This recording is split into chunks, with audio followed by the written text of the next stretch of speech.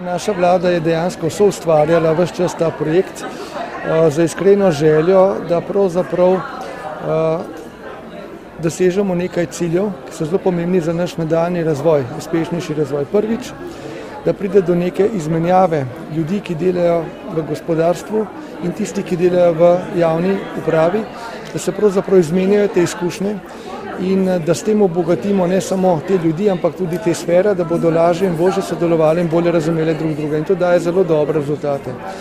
Nadalje pa predvsem, da se seveda spodbujajo vsi projekti inovativnosti, iskanja novih rešitev, kot tako na področju javne uprave kot širše, in da se s tem ta slovenska inovativnost še pospešuje. In mislim, da rezultati kažejo, da smo s tem projektom bili zelo uspešni in zato ga je nujno po moji oceni treba nadaljevati.